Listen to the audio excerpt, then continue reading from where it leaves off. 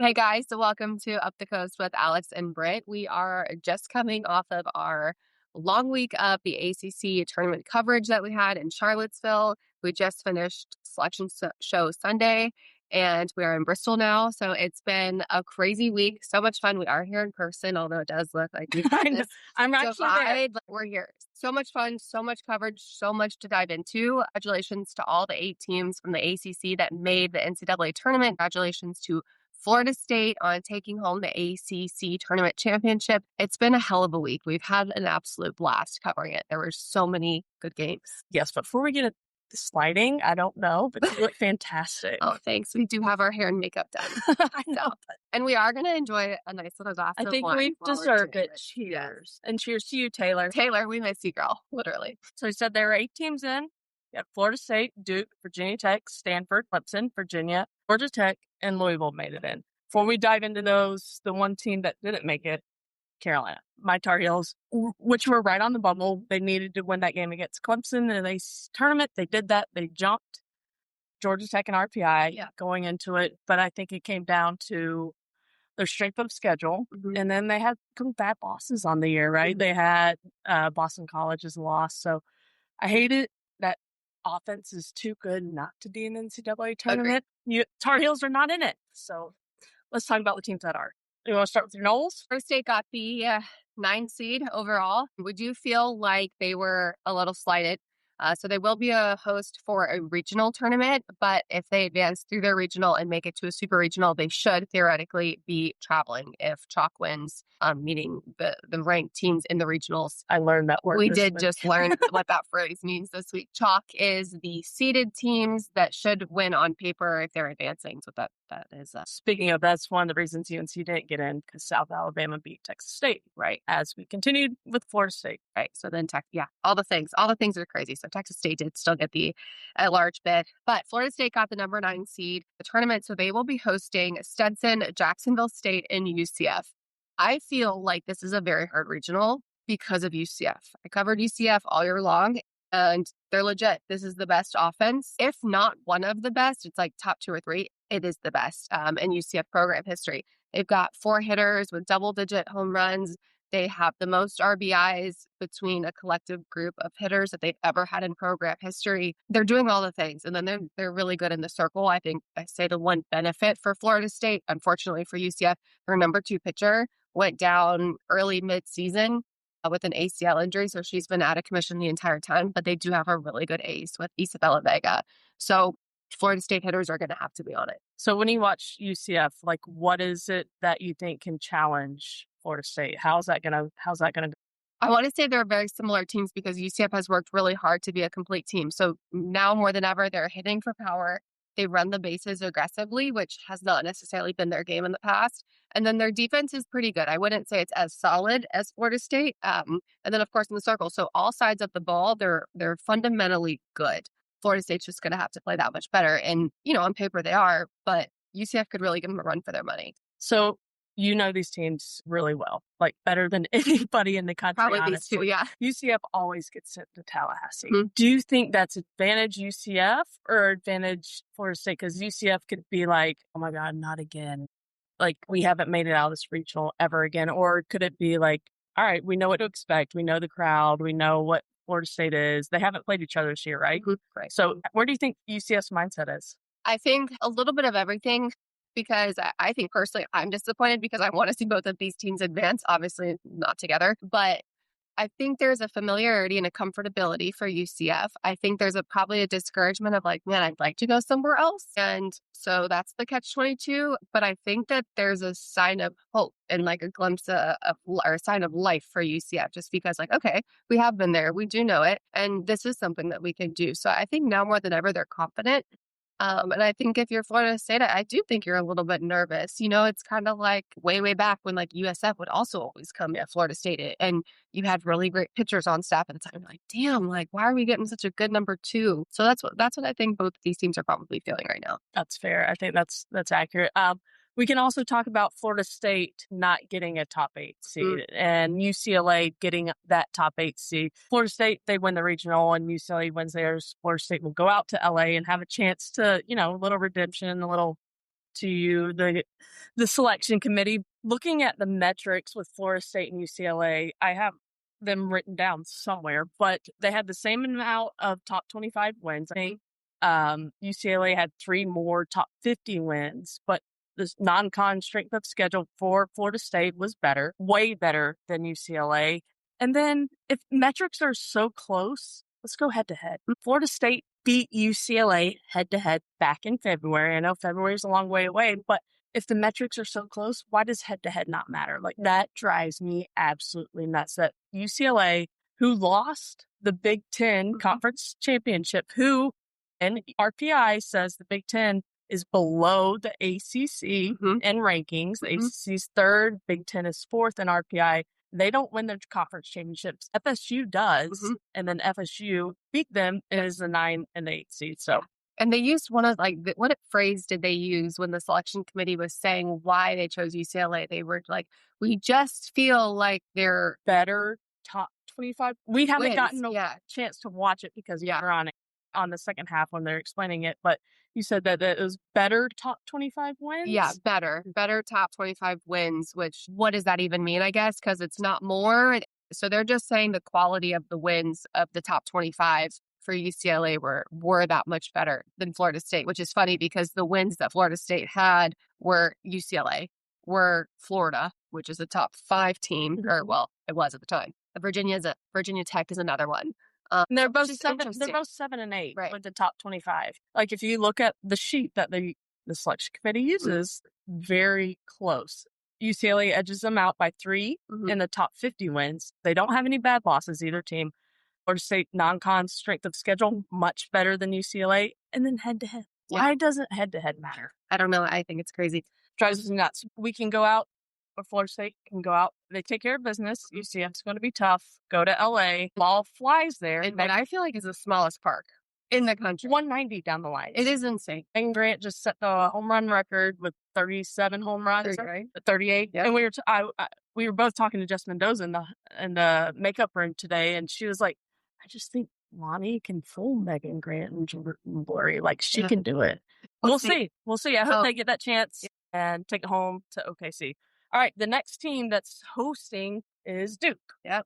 So really good stuff from Duke. They got the overall number 12 seed, so they will be hosting Howard, Marshall, and Arizona.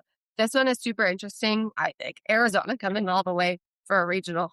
Huge. Make it make sense. But yeah, it's just super crazy. Arizona and Duke, you feel, Britt, are very, very similar teams in how they play and what they're doing with what they have on their rosters. I do. I think that they both have like one pitcher that they rely on. Obviously, Duke is Cassidy Curd, and Arizona, it is Jalen Adams. Yep. Like, those are the one pitchers that they need to rely on.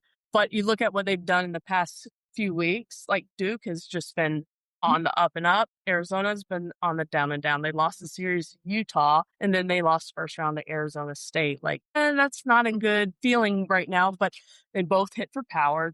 Arizona has the Big 12 Player of the Year with Sydney Stewart, and then they have some speed with Reagan Shockey and Serenity Trice, just like we have Deanna Jennings and Amina Vega. And Tyrena Jones, and literally. But and then we have the power. We have more power. They have Sydney Stewart, and then we have Tyrene Jones, Jess Oakland, Layla Gabby Shattuck, KJ Mathis. Like, I think the power in Duke's lineup definitely overpowers what Arizona has to offer. But I really think the fact that both teams only have like one pitcher they can rely on, it's going to be really interesting to see. For sure. It's going to be probably a high-scoring game, but venture to guess. Yeah, Duke's, to your point, the one pitcher with Cassidy Curd, I mean, they do have other arms. They've got Mallory Wheeler, Lottie Hawkes, Kiki Mathis, all the things. And they've been really crafty with how they've utilized their pitching staffs. And that's Ava Bradshaw. Ava Bradshaw. And I think that Coach Young has been fantastic at managing the staff with what they have. And I think that that's been a big reason to their wins. They beat Tennessee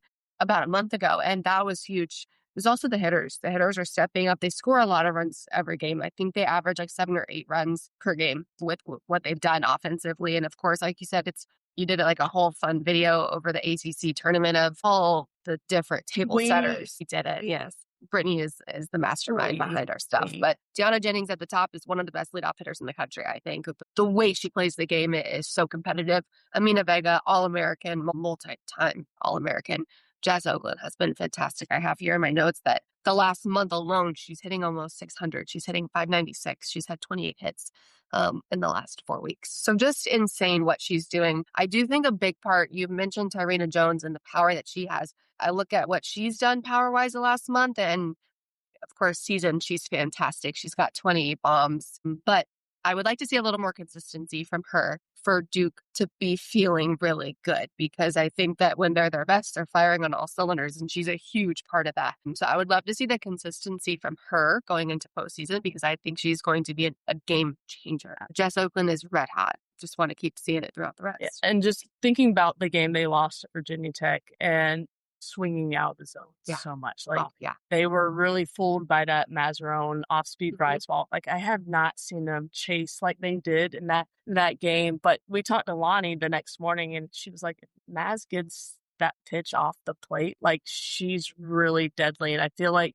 I didn't think about that. Like, they were chasing because she was getting that call. So I don't think you can really take into account, like, just because they had one bad game. I think maybe the strike zone definitely had an implication into that. So I think make sure we swing in the zone, and we're just fine. Agree. That'll be big. So I feel like Duke is kind of actually similar, just in a spot, to a Stanford, and we'll talk about them in a minute, but just with their main opponent only having that one arm. So if they can get to the main pitcher with Jalen Adams, I feel like Duke could be sitting really pretty to head into a super regional. Yeah, they could have. And you mentioned it earlier, like Arizona coming to the East Coast, that doesn't happen. It's crazy. I feel like it is hard to travel. I will tell you that Taryn used to tell me they went to regionals at Hofstra as the number 1 seed back in the day. So think about how far. Now we're like seeding 1 through 32, but they were the 1 seed and went to Hofstra back in.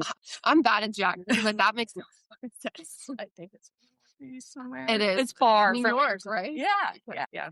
Okay. But we think Duke got slighted.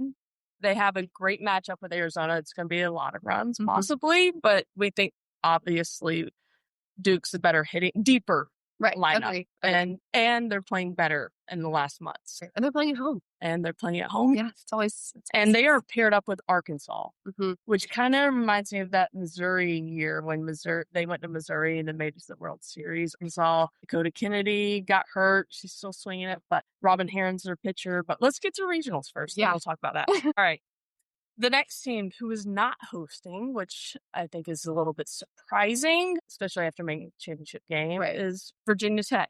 They are going down to Baton Rouge, and they'll be joined by Akron and South Alabama. How do you feel about that? South Alabama is always a tough opponent in general, but the whole LSU thing, I think LSU and Baton Rouge is a whole different animal. I think that's my biggest concern, is this is a Virginia Tech team that has all the pieces. We've talked so much about the clutchness. I think LSU is going to apply a pressure just because of the fan base. And I think it feels like people are on top of you. And we've had that conversation this last week even. It felt like the Virginia Tech fans, coincidentally, were on top of you in some of the games with how well they travel. I'm a little nervous for that. I'm a little surprised at LSU getting a top 16 seed, to be honest. I think there's a little bit of recency bias going on with LSU. I mean, they had a good streak for a while, but imagine the LSU softball fans and the Virginia Tech. Oh, God. No, that's crazy. Hopefully the Virginia Tech is intense. Yes. It's intense. And so is LSU. And that one fan with the wrestling belt behind home plate, he may meet his match with the Virginia Tech this weekend. I think with LSU, they have Jaden Huebner, and as of late, Peyton Monticelli coming in really big for them in the circle. But we saw this weekend when Bree Carrico maybe she wasn't available, maybe she was, but Maz started. And then they brought in Avery Layton, a freshman. She was still in 71. Super impressive. Kept Florida State off everything. Not only do they have Maz, they have Carrico and Avery Layton, and I think that's a huge advantage. But are we going to see the Virginia Tech team that can't come through on the road? Like, I just keep replaying UCLA in my mind with Keely Rochard. Like, they had it. They had it right there, and then it didn't go. Is this the year? Because they finally have 3 arms, right? Right. I think so. I think they definitely could. And you look at the matchups, like, this is an LSU team that doesn't really hit for power that well, knock on wood. And they've got 54 home runs on the season, and they're really, I think, prompted right now by a couple of hitters who aren't that hot. They find ways to win, and that's what makes them so competitive. And this is a Virginia Tech offense that is the most powerful offense in the ACC, one of the most powerful offenses in the country, over 100 home runs. I think they're almost at 100 doubles, if not over as well. So they swing the bat really well, complemented by a deeper pitching staff. And we don't see deep pitching staffs a lot right now across the board. So for them to have 2 to 3 viable arms is super encouraging. I think LSU's not happy about that. I do want to bring up our producer, Brian since we didn't get to watch the second half of the selection show tonight, sent us this tweet that Natalie Honan, the selection committee chair, said the NCAA denied Hokies' bid to host. Graduation is next weekend and hotels in 30-mile radius are limited. And she said, quote, they did not meet the requirements to host. That did not come into our decision of the top 16 seeds. What do you say to that? If it didn't come into the decision-making, why mention it? Why are we talking about it? I don't know. I don't know. That was weird. But they would pair up, since they would go to LSU as the 16th seed. They would pair up with Bama, which they're very familiar with. VT was at Bama last year, played them very competitively. Bama's having a year that I don't think anybody expected, but they do have Belmont in their regional this year. Yeah, that'll be interesting. It will be. What they're able to do there. It will be. All right, going next is Stanford. They are headed down to Stillwater. Oklahoma State is the 13th seed. They have Eastern Illinois, Princeton, Stanford, and Oklahoma State. You have a lot on this. What do you have? Yeah, so we'd been talking, you'd mentioned just kind of the lack of depth that Oklahoma State had. And you made a point, I don't remember exactly what it was, but about Ruby Malin throwing so much that Oklahoma State hadn't won a game since, was it the end of February? The end of February. Without Ruby in the circle. Ruby in the circle. That is everything. And I think that you're spot on. So Oklahoma State has some very good wins. And we saw them. There was a whole thing recently on Twitter because Ruby Malin was the co-pitcher of the year with Nyjah Kennedy. And it became a whole thing because I think that it was discussed that Ruby Malin had won it outright, but then another decision had been made and they made it right. And they made a co-pitcher of the year. And they'd mentioned that it was because of a holistic conversation and discussion, which again makes absolutely no sense. But we're not talking about that.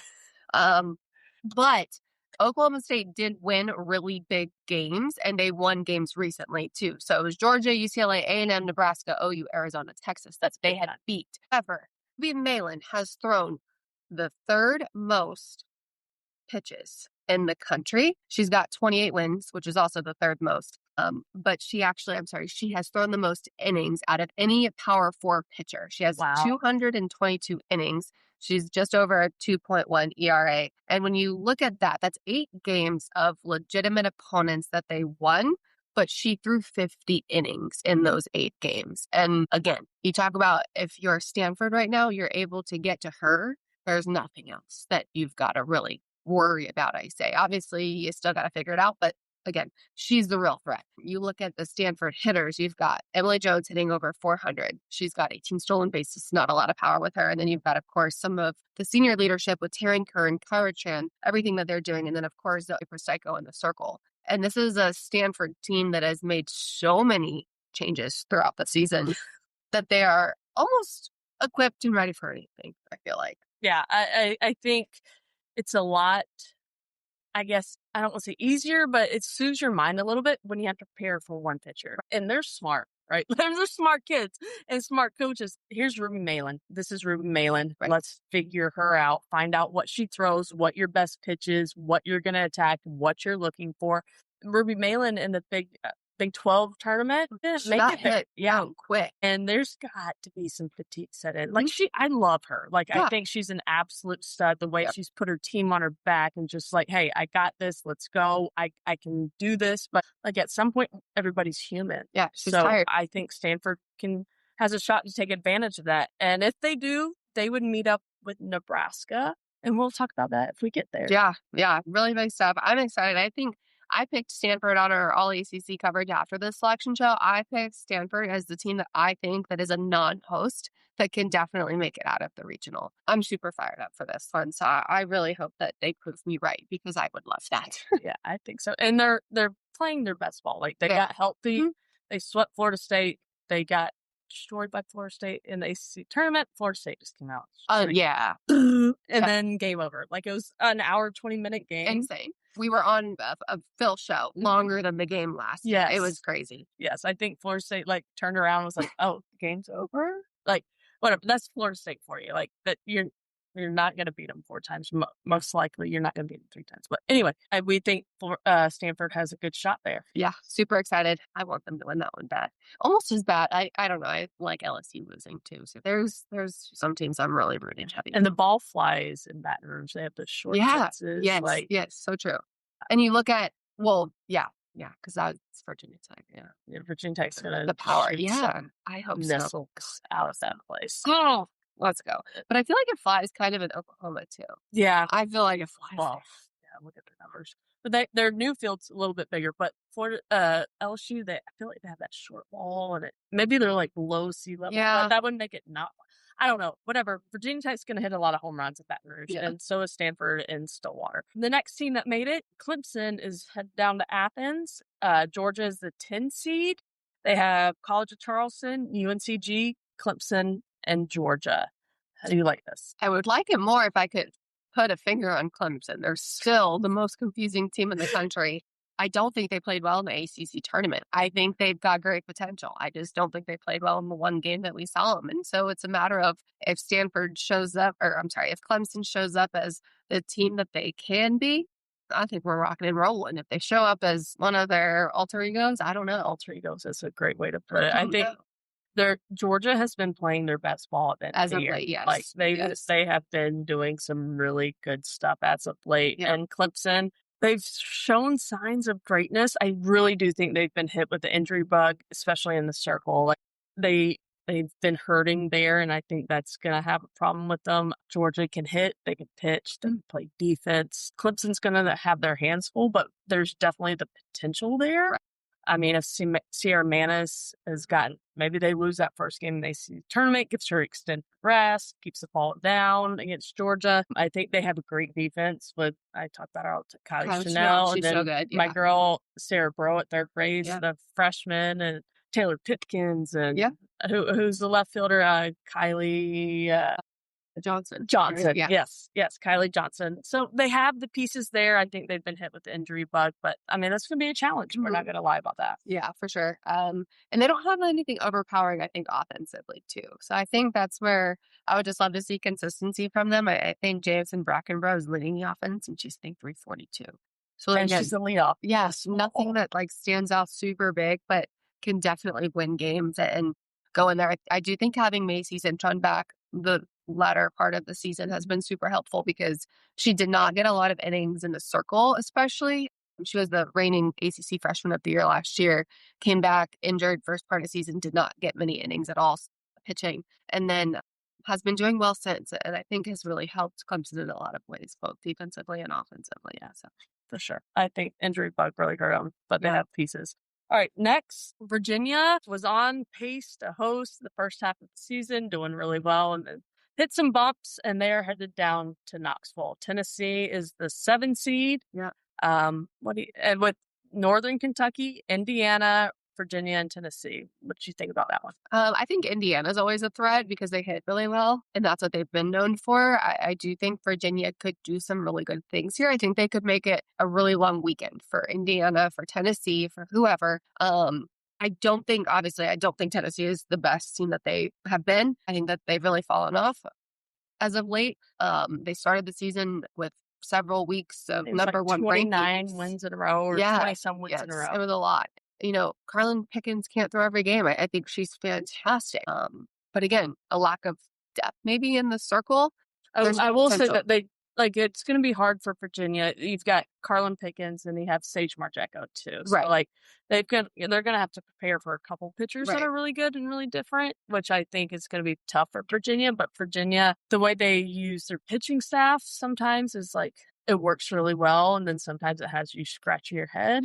Do you think Virginia kind of makes those decisions before, so they know when they're pulling them regardless of how they're doing instead of just allowing the game to play out a little bit? From an outside looking in, absolutely. I'm let's get a feel. Right. And I was really excited when they let Taylor Smith, right?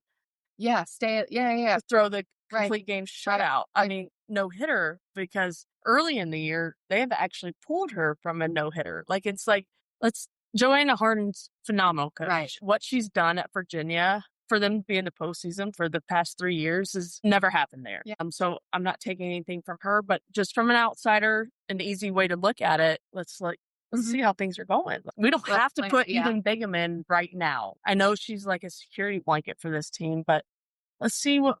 I really think Taylor's really good. Yeah. I think she can do really good stuff. So we'll see how that goes. And if they do find a way out, they would be faced with the winner of the Georgia regional, either Clemson or Georgia. Virginia, I think 2 years ago, they were in Knoxville, so they know how that stadium works. They're prepared. The 5 seniors have been there. So yeah, they do have good experience to that point. Jade Hilton and Macy Eaton has been having a fantastic season. She's hitting 443, 12 home runs, 70 hits, really good stuff. And then Bella Cabral being back and healthy was also big. She was down for a little bit, maybe early this season.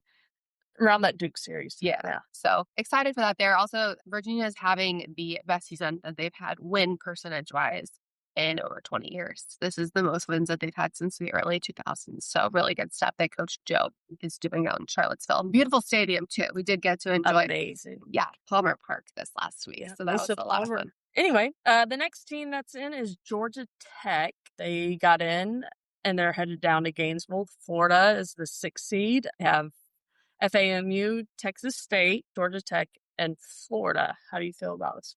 They were at Florida last year, too, I believe it was. They're all kind of running together. But so again, a team that is familiar with the scenery, knows what it feels like, hopefully, too, knows how to prepare a little bit better going into something like this. So this is a Georgia Tech team that it was very interesting listening to the conversation yesterday with I guess we listened to an older podcast with the people from DSR and the way that some of these things have shaken out or played out, I should say, with Georgia Tech. So there's all these mathematical equations and stuff, and the way that they determine some of these win margins, they feel as though Georgia Tech, like if they should be winning blank percentage of their games, they're actually just underneath that because of the amount of one-run games that they've had. And that to me says a lot because, again, they're right there. And so the guy literally, I think, used the word is Georgia Tech has just been unlucky sometimes because they weren't able to scratch a win across. And there were a couple other teams that he actually compared them to that he felt like had maybe gotten lucky on the other side of that. And their win percentage was maybe a little bit higher than the mathematical equation indicated that it should be. So I think that this is a Georgia Tech team that's probably the best and most competitive Georgia Tech team that I've seen in several seasons running now. Their record doesn't show that as much because of literally the amount. I think we counted the other day. It was like double digit. 11 or 12 of their losses were 2-run games or less. And most of them were 1-run games. Just super interesting. I mean, I just think back just a couple days ago, the way they played Florida State. Yeah. Like, that was a 1-run game. Yes. That was the series. Yes. The series, extra innings, literally. 1-run game. Yep. They go to ACC tournament. 1-run game. They were just... And they came out and kicked Notre Dame's ass in the first game. Like, flat out had something to prove. And then Florida State goes from that and kicks Stanford's ass. Yeah. Like, Georgia Tech is there. Yeah. Like, they're so close. Like, so close. So I think... in that regional, Texas State's going to be good, right? They're always good. They know how it's like in the postseason. They just won the conference tournament to make it in, or didn't win their conference tournament, so they're an at-large bid. So they are that good to make it in. So don't overlook Texas State, but I think Georgia Tech will surprise Florida. Florida remembers the Georgia Tech from last year, right? And they're going to get a Georgia Tech team that's gritty, fights, that took the series from Virginia Tech. So maybe they take them to 3 games. It'll be fun. Addison Lushford did make the ACC All-Tournament team, so she had a fantastic tournament. Alyssa Willer has been so good in their lineup. Grayson Tucker, Willer hitting 374, 15 home runs. So just good power. And then Grayson Tucker, 18 home runs. So this is a Georgia Tech team that can swing it. And Madeline Johnson in the circle. Oh, yeah. So much fun to watch. She's been good. Competitive. Next, we have Louisville, last but not least. Louisville is heading out to Lincoln, Nebraska. Nebraska is the 5 seed. They have South Dakota State, Grand Canyon, Louisville, and Nebraska. I do think Nebraska is the 4 seed. So who would that put them against? 4 seed. That's okay. We can look at it later. It would be the 13 seed. where that is. But anyway, I had them with Oklahoma State. With the Oklahoma State regional, right? Yeah. Yep, they are you said Because 4 they're seed? 4. Mm-hmm. 5-12, 4-13. Yeah. Okay, let's go. Okay. That can be.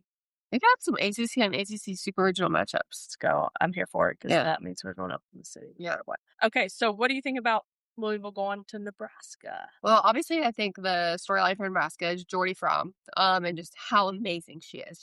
She's so good. You look at some of her numbers. I was looking at them earlier. I don't have them written down. I think she's hit some insane number of home runs too this year, like over 15. And of course, what she's able to do in the circle, just so good. I do think this is a Louisville team that is so much fun to watch and very, I think the word we would use is unorthodox because they are straight speed. They have limited power. They do lead the country in triples. So that's fun, but that's also because they're so freaking fast. You look at who they have in their lineup. Madison Pickens leads the offense. She's got 85 hits. She's hitting 470. She was so good this week. Literally Couldn't so get good. her out. So good. And then you've got Chelsea Mack, and she is just the stolen base assassin. She's hitting 445. She also has 85 hits, and she has 44 stolen bases. She leads the country in stolen bases. So this is a Louisville team that is competitive. They're gritty. They play good defense. Coach April has done a fantastic job at just coaching them up and figuring out how to bring in good talent. I think the one piece for her is going to be, how do I keep them in Louisville? And that means we got to win, because we've seen some of the best players, like they love their opportunity, but they want to try and go win a national championship and transfer to a different school.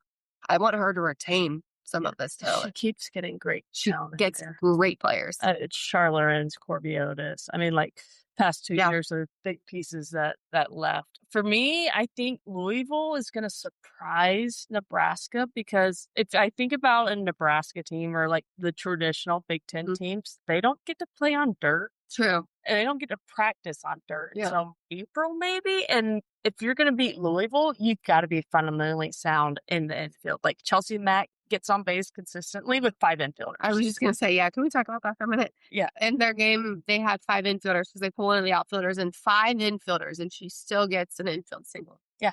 What the hell? And I looked at Nebraska's fielding percentage. It's like 973. Like, it's not great. And I think if you're not going to play great defense against Louisville, and they're not used to playing a team like Louisville. Most teams aren't, but especially a team like Nebraska that's in the Midwest. I think about it like football. Like the Big Ten in football were like run the ball, like big linemen, run the ball up the middle. That's the style of Big Ten play. And obviously it's worked. They've won the past couple national championships. But softball wise, like, they don't play small ball. They don't play the speed. They play long ball. They play doubles. They play powerful pitching. But small ball can really hurt powerful pitching. I think Louisville actually has a pretty good shot of making things interesting in Lincoln. I'm excited. Yeah, I think this is, like I said about Coach April, I think this is a very well-coached team. I do hope they're prepared. This is a team that will probably lack postseason experience, but I think that if they can just worry about who they are and what they do well, they could go out there and ruin somebody's day. And I always use that phrase, but that's just because I think people count people out or count teams out sooner than they should. And if you're not ready and playing your best softball because you're already looking past this opponent and on to the next one, it's a long day, and we've all been there, I think. So.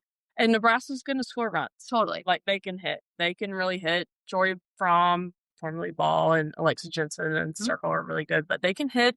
They took the series against UCLA. They beat UCLA in the Big Ten championship, and UCLA still a top 8 seed, but we won't go into that. But they have beaten good teams, so they're going to score runs. But I think Louisville will just throw a different arm at them every 2 innings if they need to, and they're not afraid to do that. I think they have the most appearances by pitchers in the ACC. You're right. Yeah, it was some interesting stat of I think over 140 appearances between their pitching staff over 50 games. So minimum almost 3 pitchers a game. Yeah.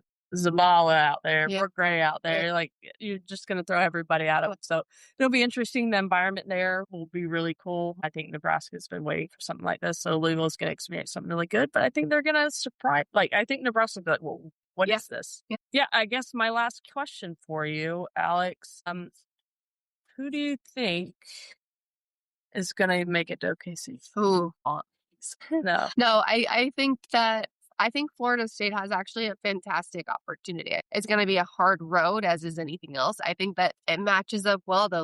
This is a super regional, and I'm like, okay, let's go. Yes. Looking that'd be of fun. course, looking past the regional, just because you got to just think right on paper they should win. They're going to get tested in regionals, and I think that will help them in super regionals if they were to make it. I would really love that UCLA Florida State super regional matchup. So right now my money would be on Florida State. Love watching the Blue Devils play. I've been a big Duke fan the last couple of seasons. I think just watching a lot of these players develop and go on through their careers has been fun. So I'm definitely a Duke fan as well. I think and they match up with Arkansas in supers, which I think is a good matchup for them. And I also think Virginia Tech gets out of LSU. I really do. I really think Virginia Tech and Stanford can both get out of those regionals. Yeah, and then Virginia Tech going back to Bama, there's some bad blood there that I think Virginia Tech's ready to get. So I really do think, I guess the question should be who gets out of regionals. I think Florida State. Yep. I really do think Virginia Tech gets out of Baton Rouge. Yeah. I think Duke gets out. And I think Stanford, if they can take out Ruby, they get out. Yeah, I agree. 4?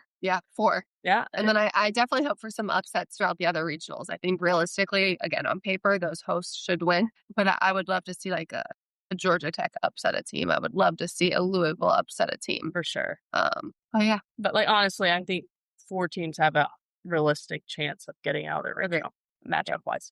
All right, guys. Thanks for watching. Enjoy. Like, subscribe. Bye.